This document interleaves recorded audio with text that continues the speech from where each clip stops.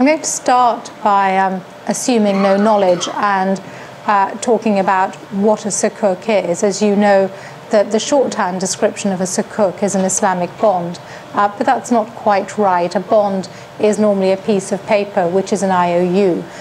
It's an obligation where I say, Farmida B, promise to pay you, Jibril, £100 million on the 20th of November 2014 with interest every 6 months at a rate that we're going to agree. And so that's a debt obligation. A sukuk is different because what it does is represent a share in the actual property that is represented by the sukuk. So AOFI, which is the auditing and accounting organization for Islamic financial institutions, which is based in Bahrain, it's effectively a voluntary body. It has no external standing, but I think it has become increasingly important. And in addition to producing auditing standards, it produces Sharia standards. Their definition of a sukuk is the one that's now widely used in the market, and it's the one that's set out in the slide. And it's a certificate of equal value which represents undivided shares in the ownership of tangible assets. And it's this concept of a direct proprietary interest that is causing the French so many problems at the moment. You may have heard that the French government is trying to introduce a sukuk law, which has just been thrown out by a constitutional court on the ground that it wasn't introduced properly. It was added on to another piece of legislation.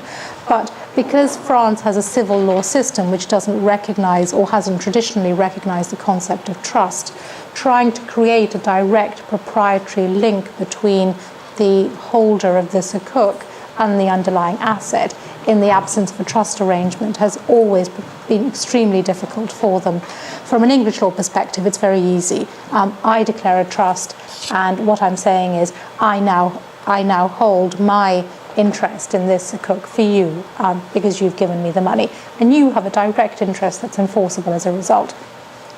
So that's the definition. It's not a debt instrument. It's something that gives you a direct proprietary interest in the underlying asset.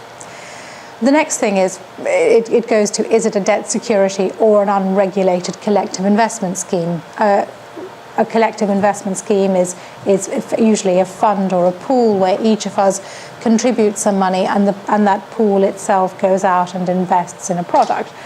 And our analysis has always been that sukuk really is, from an English law perspective, an unregulated collective investment scheme. And for a long time, the Financial Services Authority refused to engage with that. They have now accepted that sukuk are unregulated collective investment schemes, that they should not be. And there is some secondary legislation going through at the moment where, as a matter of legislation, sukuk will be treated like bonds, like debt instruments. But that is effectively changing the law. And then the issue that's becoming, I think, crucial now is, are sukuk asset-backed or asset-based? If we have time, I'll talk briefly about the sukuk in the market that have defaulted or that are in trouble. And my view, I was talking to a journalist this morning, is the prospectuses, the documents are absolutely clear that almost every sukuk in the market is asset-based. It's not asset-backed. I'll describe an asset-backed deal to you when we go on. And by that, what I mean is there is an asset that underlies the sukuk, but when things go wrong, your right to that asset is transferred by a contractual arrangement in the document to typically a purchase undertaking. And so what you're left with is a contractual right pursuant to that purchase undertaking. You don't have a right to the asset. And on a well-known transaction that some of you are aware of, the Saudi Saad Sukuk, it is interesting that some of the extremely sophisticated investors who are Sukuk holders in that transaction don't really understand whether they have a right to the underlying asset or not. In most cases, they do not have a direct right to the asset when things go wrong. While things are going right, they do, but contractually they've given it up. So most sukuk in the market are asset-based and not asset-backed. I think the growth of Sukuk over the last 4 years, from about 2003, 2004 onwards, has been one of the biggest changes in the capital markets. There are about 100 billion of Sukuk outstanding now, and as I've said, most of them are asset-based. They represent ownership of an underlying pool of assets, and in an insolvency or a default situation, your recourse is to the purchase undertaking. It's like a guarantee. I'll describe it when we move on to a diagram of a structure. And the fact that your recourse is to the contractual claim contained in the purchase undertaking is reflected not just in the rating that's given to the Sukuk, which is based on the rating of the provider of the purchase undertaking, but that's also how the stock exchanges treat the Sukuk. They're treated like guaranteed notes where the guarantor is the entity that has provided you with the purchase undertaking. There are many ways, many Islamic structures that can underlie a Sukuk, but the three most common are ijara.